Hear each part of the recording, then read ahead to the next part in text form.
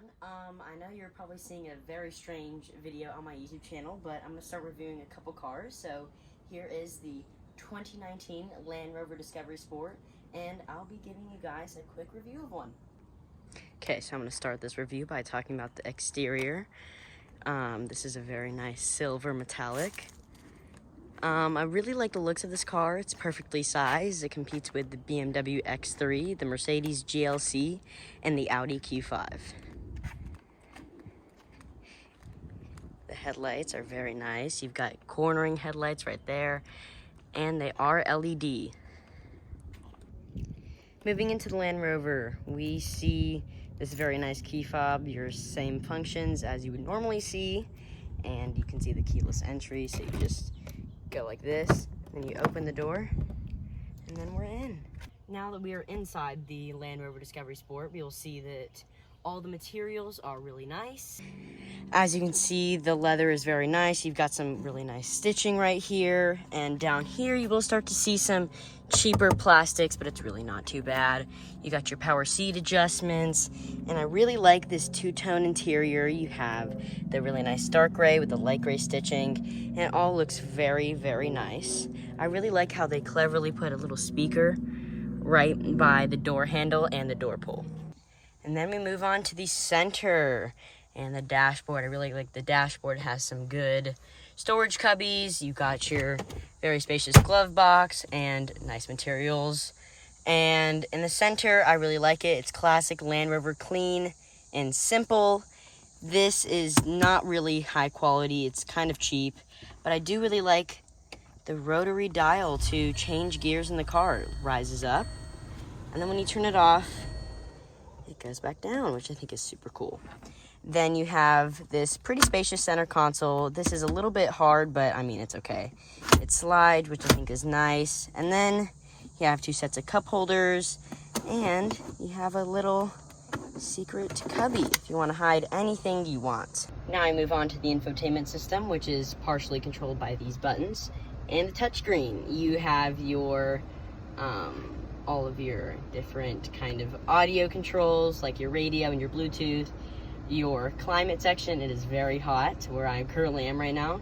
Your phone connections, and that is your navigation screen where that little green bar is. I'm not going to show it because it shows my current location. The navigation map is pretty good. It's definitely pretty laggy. This infotainment system is not really all that new. This is your second page with your Apple CarPlay of Land Rovers, your camera information, your eco data, and your 4x4 information in valet mode. And then if you push this little button here, it'll pull up your backup camera. That will turn on your parking sensors. That'll show up all the settings that you can change via the infotainment system. You have your navigation button to turn on the navigation screen, and then you have your telephone button for Bluetooth connections. And over here you have your infotainment, as in the radio station. Near 100 with some. I won't really play it for too loud, but even though this is technically the base system, it is pretty good overall. And then you have your Sirius XM, FM, AM, and then your aux/Bluetooth. Now I move on to the center area. The steering wheel is very nice. You have all of your controls, your heated steering wheel, your cruise control, which I think is super nice. And this little pad over here controls the center screen situation. It is pretty dated for a pretty much brand new car. I think that the competitors do it slightly better, but I mean, what are you gonna do? It's really okay, because this is an older car. They just came out with a 2021, which this is a screen now, which is super cool. And then down here we have your trunk button, and then move on to the trunk. Please don't come to my house. I know I really can't figure out how to cover up that license plate, but you push the little trunk button right in between the O and the V, and you have your nice little backup camera right there.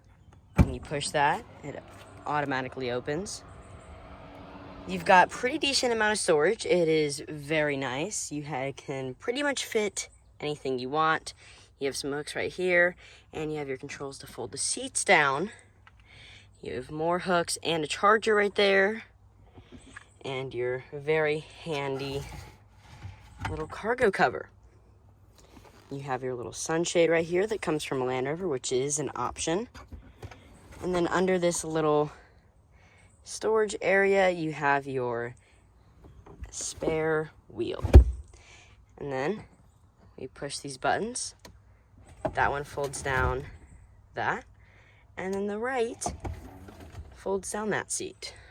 Now that we are in the back seat, you still have to lock it in place from down here, which can be a little bit of a hassle, but it's pretty much flat from here. And it is kind of hard to get that into place, but it takes some work. And then you want to get them back up. You can either do it from the trunk again, or you can pull that little latch. I'm gonna do the same with this. And then we're good. I was having technology issues, so I'll just have to hold the camera from my phone so you won't be able to see me. I'm super sorry. My tripod was being a little annoying, but it has sliding and reclining seats, which is a very nice option that a lot of its competitors do not have. And you have pretty decent amount of legroom and headroom. Taller people have been in the back seat of this car and they were just fine. You have that same really nice speaker that I like that is carried on from the front into the back. And all the materials are very nice. You will see that it's perforated leather. The one thing is that it does not really get too nice when you start getting lower. But from up to here, it is a-okay. Now we are under the hood. You will find a 2-liter 4-cylinder engine with 240 horsepower, which really isn't all that amazing compared to its rivals, but it's okay. It does 0 to 60 just around 7 seconds, which is honestly all right for this size of an SUV. And here's the exhaust clip. I'm sorry you won't be hearing it as close to the muffler as you normally would, but you guys don't really know that because I haven't uploaded a car video yet, so here you go.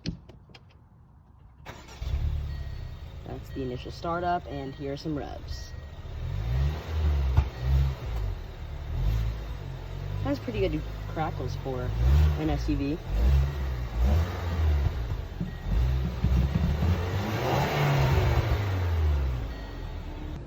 And now we will be talking about the driving impressions. I have not driven this car, of course, I'm only 13, but the actual impressions of me sitting in the passenger seat and the back seat is that it is very comfortable. It doesn't have air suspension, but it still is really nice over the bumps. It does have some good get up and go. The braking's really nice, but the transmission sometimes lacks when you're under hard acceleration.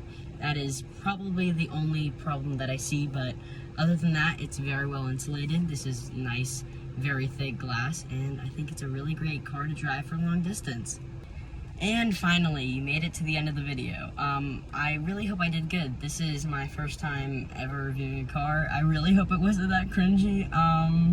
So yeah, please don't attack me in the comments. This is my first video, but overall, what I think of the Land Rover Discovery Sport, I think it is very, very great car. It has great off-roading capabilities. It is very luxurious, it's quiet, it's comfortable. In technology department, it can be lacking. That is probably my biggest complaint.